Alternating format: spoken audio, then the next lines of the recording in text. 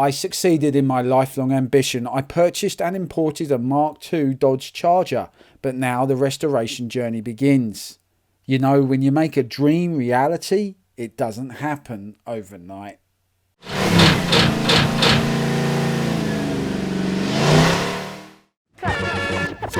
If you've seen earlier episodes, you will know Talk American is all about people like me around the world who love classic American vehicles.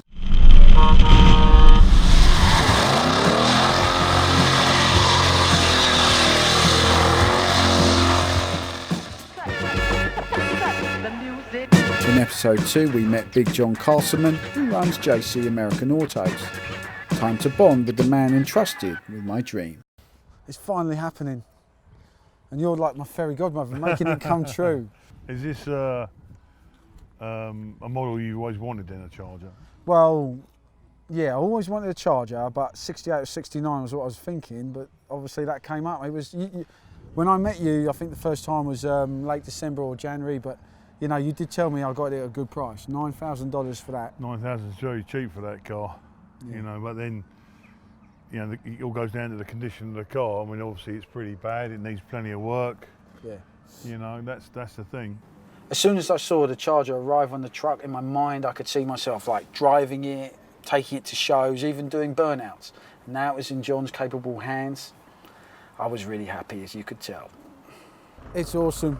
It's my new baby and I love it already. Even though she's not looking at her best, she's going to scrub up very well. Is this the American dream? It's my American dream. So, where's Daisy Duke? That's the problem. Daisy Duke in her little cut-off shorts, in her Daisy Duke. This has always been one of my favourite cars ever in the world. I always thought it was kind of unobtainable, and it isn't. So I've got a good price on this, and I can't lose. I can't lose. With this guy John, who's like the Don of Mopars, the Don of basically American classics in the UK, it's in safe hands, and he'll make it good as new, or even better than new. To get my dilapidated car back to its former glory is not a small job at all. And John is a pragmatic guy, opposite to me. I just wish I could get those rose-tinted glasses on. No, I'm a bit of a realist, really. But no, you know, it's got the makings. That's a good thing. It's what it is, you know. It's a Charger. It's a B-body. You know, they're all going to be in the same state, especially at this price. You know, but it's a good start. It's got loads of potential, this car. John has a range of cars he's working on for friends and clients on any day of the week. But because he has 2 other Mark II Chargers that he's working on at his workshop at the moment, I couldn't resist asking him to compare those 2 to mine.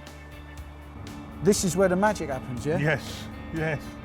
As you can see here, we've got 2 69 Dodge Chargers. One's a 440 RT SE and the other one's just an RT. So 2 nice examples of Chargers. And this is what's going to happen to yours when it finally comes in from outside. We will get it in. We will strip the car down completely. We'll send it up and get it acid bathed, which will then come back completely bare still in whatever condition that's going to come in. And then obviously we'll do all the metal work on the car, get it all gapped up and everything we need to do to it, and then start doing all the filler work and then getting it into a primer. And that's when it'll get to this stage. It'll be primed up. From there, we then sand the car down, re-prime it again, then we colour coat the car. And then once it's colour coated, we can see what it's going to look like, and then sand it down and then paint it in the final colour, and then flat and polish. And then fit the car back together and you take it away and everybody's happy. But that's a lot of time. It's a lot of time, it's a lot of work. Because at the moment we can only guess at what we can see outside with your car. We need to get it clean and see what we really have. So looking at these pair of beauties here, yeah. How do these compare to my baby? Well, this one was a complete car when we got it, and it was in very, very good condition. Out of 10, I would have probably put it a 7. Oh wow. It was in really good condition. And it still had 2 new rear quarters on it and a boot floor and a sound panel and a door skin. So, you know, it was a nice straight car to start with. The other one, the guy bought it in bits and there was a few issues with it.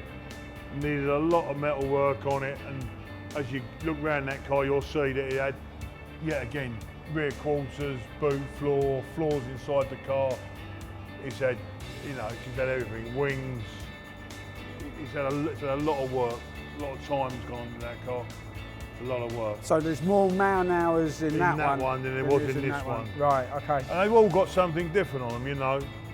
They all get the same process. All the cars we do in the shop, no matter what they are, whether it be that 69 Coronet or that Corvette over there, they're all the same. They all get the same process. So, you know, it's a big job.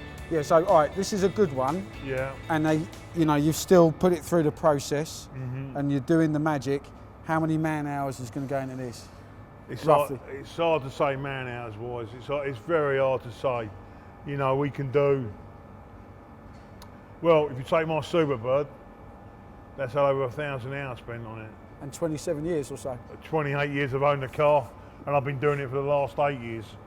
So it's been a lot of man hours, because it's not just the body, it's everything else as well.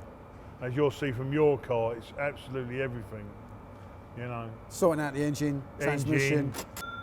Getting it all built, getting it clean, getting it painted, all the suspension will all have to come off, be cleaned, painted, you know, steering column, seat frames, absolutely, you know, axle, absolutely everything will have to come off and be cleaned, all the little bits as well.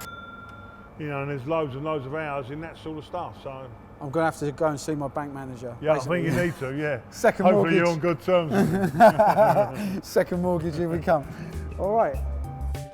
So the new member of my family is at the start of a very long and winding restoration road. Talk American will follow the Charger on this journey with Big John steering the car around various obstacles that come up during the restoration, but we will also talk to others around the globe who feel a similar passion for classic American cars, trucks, pickups, hot rods and customs. These vehicles are extraordinary, especially compared to electric powered ones which will become the dominant form of transport on the world's roads very soon.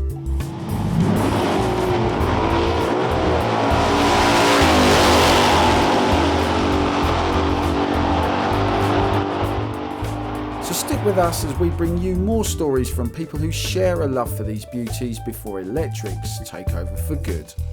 You know, when I'm at home, I'm with my kids, try and switch off. Try. Good word, and I know you lovely lady at home would tell me to try and switch off, but I can't, you know. This freaking V8 rumble runs through me every minute of my life, and it's just so hard to switch off. The feeling for driving something so pretty and so powerful as this, and I do put my foot down when I get on a motorway in France or something. I do like to feel the power and hear the power. Just the love of the sound and the shape, and there's no other sound like a big block Mopar. You can have your big block Chevys, your big block Fords, but it just don't sound like a big block Mopar. And that is what got me into it. If we've kept you entertained, please remember to subscribe to the Talk American YouTube channel and follow us on Facebook, Instagram and Twitter. Plus we've got our website talkamerican.com. But it's bye for now. Bye bye.